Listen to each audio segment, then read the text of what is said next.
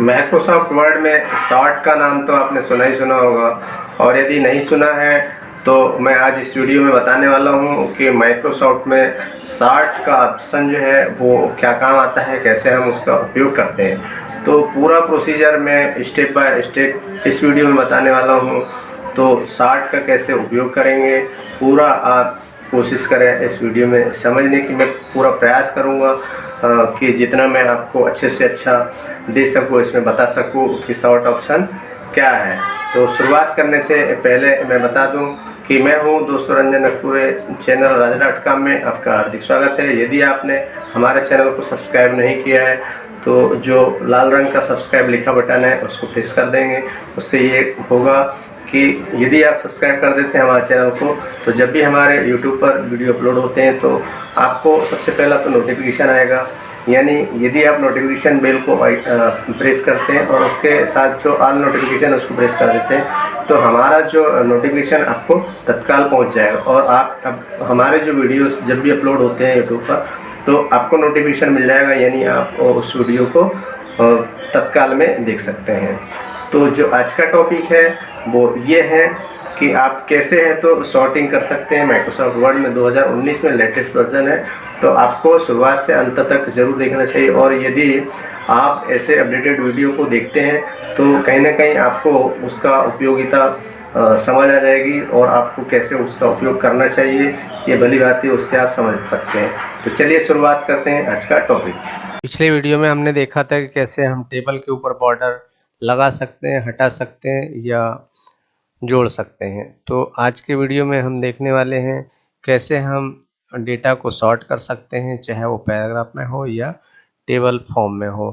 तो चलिए हम शुरुआत करते हैं। तो शुरुआत करने के लिए हमको सिलेक्शन करना होगा सबसे पहले वो डेटा का, वो पैराग्राफ का, जहाँ तक हमको कि सॉर्ट को अप्लाई करना है। तो ये मैंने सेलेक्ट कर लिया पैराग्राफ, और पैराग्राफ में यहाँ आप देख सकते हैं एक लिखा है 4, 3, 2, 6 और 5, 8 और 7। इस प्रकार से कुछ सीक्वेंस है जिसको मुझे एक सीक्वेंशियली इसको जमाना है। तो जमाने के लिए मुझको यहाँ पर ये जो ऑप्शन आप देख रहे हैं इसको क्लिक करना होगा, A to Z। इसको मैं क्लिक करता हूँ, और क्लिक करने के बाद यहाँ पर आप देख सकते हैं इस प्रकार से ऑप्शन खुलते हैं। तो चूंकि मैं पैराग्राफ पर अप्लाई कर रहा हूँ तो यहाँ पर पैराग्राफ को सेलेक्ट रखना है, और इसको असेंडिंग में मुझको लेना है पैराग्राफ को। तो यहाँ पर असेंडिंग लेने के बाद ऑप्शन को ये ओके पर क्लिक करूँगा। जैसे मैं ओके पर क्लिक करूँगा तो ये देख सकते हैं 1 के बाद 2, 2 के बाद 3, 3 के बाद 4 और ये 5, 6, 7, 8। इस प्रकार से ये असेंडिंग ऑर्डर में सीक्वेंशियली डेटा यहाँ पर प्रदर्शित हो रहा है।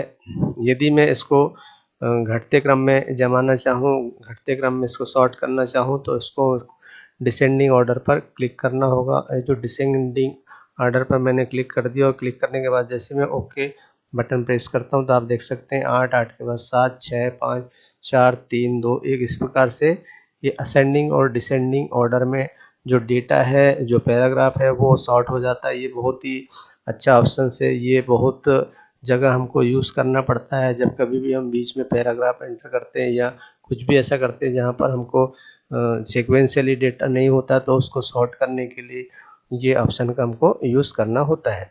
अब हम टेबल की बात करते हैं। यहाँ कुछ इस प्रकार से टेबल मैंने ले रखा है एग्जाम्पल के लिए। तो यहाँ पर नेम है, एड्रेस है, सिटी है, पिन है, इस प्रकार से कुछ डेटा है। और जहाँ पर मैंने इसको सॉर्ट करना है तो सॉर्ट करने के लिए टेबल में इस टेबल फॉर्म को हमको सेलेक्ट करना होगा। तो सबसे पहला जो है ऊपर वाला रो को हमको छोड़ना होगा, और नीचे जहाँ से हमको सॉर्ट करना है टेबल को उसको सेलेक्ट करना होगा। तो इस प्रकार से मैंने ये डेटा को सेलेक्ट कर लिया, और सेलेक्ट करने के बाद में यहाँ पर A to Z इस पर क्लिक करूँगा सॉर्ट को। तो सॉर्ट बाय यहाँ पर आप देख सकते हैं ये कॉलम 1, 2, 3, 4, कॉलम 1, 2, 3, 4, यानी जो कॉलम को आपको सॉर्ट करना है उसको आपको सेलेक्ट करना है। जैसे मुझको यहाँ कॉलम 1 को सॉर्ट करना है तो सेलेक्ट करूँगा, और यहाँ पर आप देख सकते हैं टाइप में क्या है। तो टाइप में नंबर है, डेट है, टेस्ट है। तो चूंकि टेस्ट है और इसको असेंडिंग में सॉर्ट करना है तो मैं यहाँ असेंडिंग पर क्लिक करता हूँ और ओके पर क्लिक करता हूँ। जैसे मैं इसको करता हूँ क्लिक तो यहाँ पर इस प्रकार से डेटा सॉर्ट हो जाता है। यदि मुझे उसको दूसरे कॉलम में सॉर्ट करना है। सपोज मुझे कॉलम नंबर 2 पर 2 यानी कि एड्रेस के अकॉर्डिंग उसको सॉर्ट करना है असेंडिंग में, तो यहाँ पर इस पर असेंडिंग पर क्लिक करता हूँ और यहाँ ओके पर क्लिक करता हूँ, तो ये डेटा इस प्रकार से सॉर्ट हो जाएगा।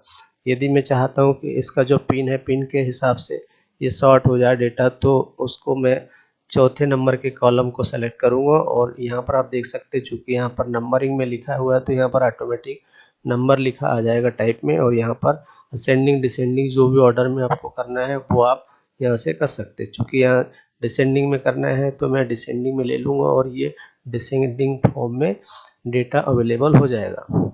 अब यहाँ चूँकि नेम में मुझे है तो डिसेंडिंग में लेना है, तो यहाँ पर सबसे पहले कॉलम में है नेम, वहाँ पर डिसेंडिंग ऑर्डर में लेना है तो डिसेंडिंग ऑर्डर में मैंने ले लिया और इसको ओके पर प्रेस करना है। यहाँ आप देख सकते हैं अभी जो डेटा है वो चेंज होने वाला है।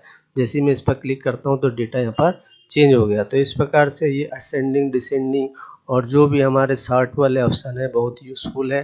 माइक्रोसॉफ्ट वर्ड में चाहे तो आप बहुत अच्छी तरीके से इसका यूज़ कर सकते हैं। वीडियो आपको यदि पसंद आया तो लाइक करें, अधिक से अधिक शेयर करें। आज के वीडियो में इतना ही, फिर मिलेंगे नेक्स्ट वीडियो में, तब तक के लिए जय हिंद।